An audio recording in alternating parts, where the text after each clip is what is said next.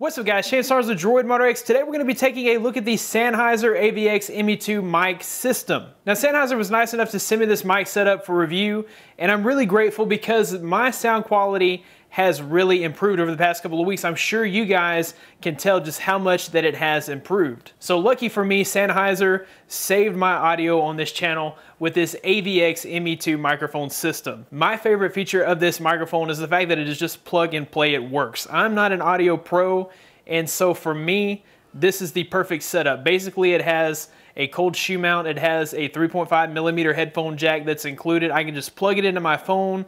I don't have to change any frequencies. It does all that automatically. It has optimized dynamic range, so I don't really have to worry about tweaking my gain. I don't have to worry about peaking out on my audio. If I scream in the microphone or if I talk softly, that gain's gonna stay at the right level. I'm not gonna peak out and cause my sound to go nuts. It has built-in auto frequency management, which just means that if there's any other frequencies around that would interfere with the audio, it automatically goes and changes the frequencies by itself. That's something that I don't even have to touch. It just does it automatically, which is awesome. For a wireless microphone, the battery life is incredible. I'm able to get about 15 hours of use, which means that I've only charged this microphone in 3 weeks. I've only ever charged it once. As far as the audio quality, this is an omnidirectional microphone, so it does pick up surrounding sounds. If you stepped it up and went with the MEK2, or just, I think it's called the MEK2, the next level up microphone, that cuts out a lot of the surrounding noises and picks up just what's directly in front of it. It's not a cardioid microphone, it's still omnidirectional. Thomas Villegas has a video demonstrating that. I'll link to that below. As far as the design of the microphone,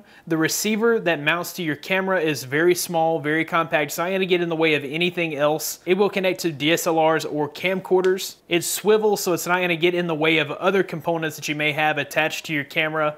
And then it's also built with a metal housing, which is just really great because it's going to be durable, it's going to hold up, and you wouldn't want something cheap and plastic on your camera. The same thing can be said for the transmitter. It also has a very nice durable metal housing. It has a nice LCD screen to give you information on your battery, your range, and all kinds of good stuff like that. It has a really nice, easy to slide on clip for your clothing, and then also a nice little added bonus, which I know it's common on most microphones, but I really enjoy the fact that the microphone connection has a little screw on head so that you can't just jerk your microphone out of the transmitter. Okay, so real quickly, we will do a test with the microphone. So this is me speaking into the AVX microphone, and I'm just kind of talking to the camera here. You guys can get just a sense of how this microphone sounds. Okay guys, so now I'm talking just directly into the camera without the microphone. My camera is the Canon T3i. It has a decent microphone, I guess you could say, for an actual DSLR. When you're talking to the lens, especially if you're far away,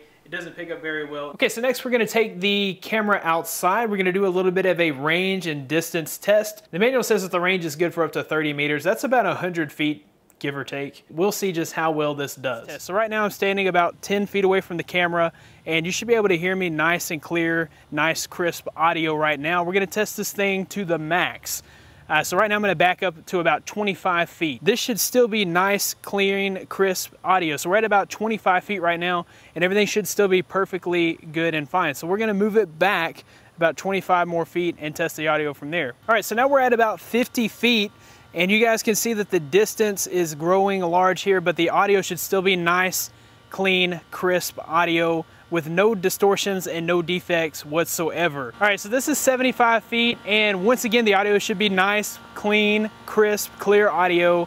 Still at 75 feet. You can probably hear my AC unit. It is buzzing in the background. This is an omnidirectional mic, so you're gonna pick up sounds that are beside you. So if you were out in a park and there were kids playing around, you would actually be able to hear them off in the distance, which in a way is cool because it kind of gives you a feel for the environment that's around you, whatever environment you happen to be in. But the only thing is, like, if you're near a very loud, obnoxious AC unit, you'll be able to hear that. Okay, so we're now at 125 feet, and I don't have to scream at the camera, which is awesome. If there were no microphone, I'd have to yell to the top of my lungs, and the camera may or may not be able to pick me up. But here I can just talk normally, and you guys should be able to hear me nice, clean, crisp audio.